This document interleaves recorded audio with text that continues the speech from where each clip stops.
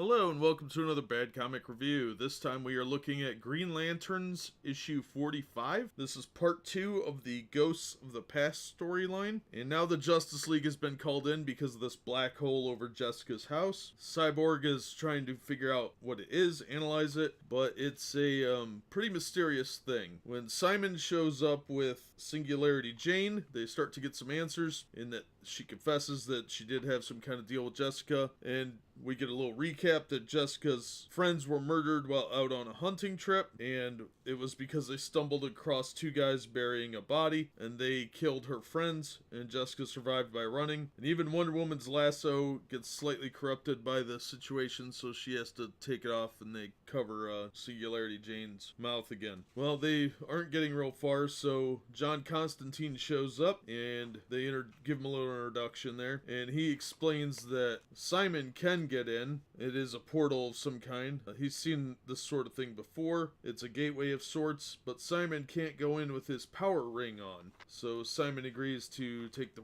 ring off and go in to find his partner and friend. Meanwhile, we're getting a lot of recap about the situation, the memory that Jessica has of what happened on that hunting trip. She shot a deer, they started trying to track it because it ran off, and it turns out that her best friend, Jeanette, is now dating her ex-boyfriend, Mateo. But they're all really close and they've been friends for years and years, so she's trying to just deal with it, and that's when they stumble across people moving the body. Well, that's about all we get right now, because they're gonna, of course, milk it a little bit. But then we cut back over to Simon, and he is inside of the power ring, and there is death and decay, and these weird hands reaching out, and he says, "This is Volthoom's realm." And a voice says, "No, it's not. It's Jessica Cruz's." And we have a guest appearance by an unexpected character from the past. And I'm not going to spoil that one because it is a cliffhanger ending. Overall, this was a really good issue. The art's pretty good. There's one scene that bothers me, and it's because they do this weird anime thing that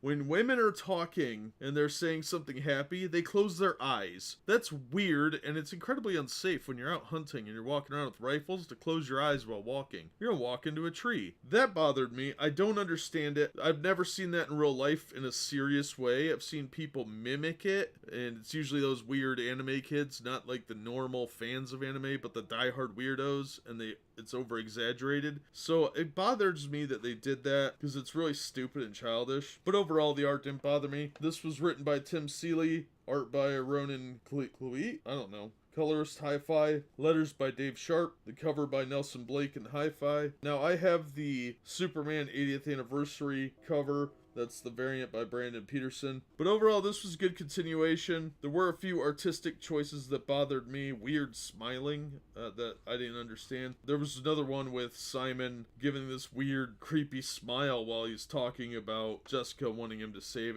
her. So, alright, whatever. And of course, they gotta mention he's Muslim. That was dumb. Overall, good issue. Very solid. I'd recommend it. It's a good follow-up to issue 44. And this is definitely a better storyline so far than the superhuman trafficking one was. I think the writer's a little more into this one maybe. And I think this is Tim Seeley's last storyline before Dan Jurgens takes over in, I think, July. So it should be pretty good. And I'll stick it out to see what Dan Jurgens does. I'm a real big fan of Jurgens, and I'd like to see how he handles these characters. But so far, this is a really good storyline, and I recommend it. I thought it was pretty good. So that'll do it for this one. As always, thank you so much for listening and supporting the channel, and we hope to see you on the next one.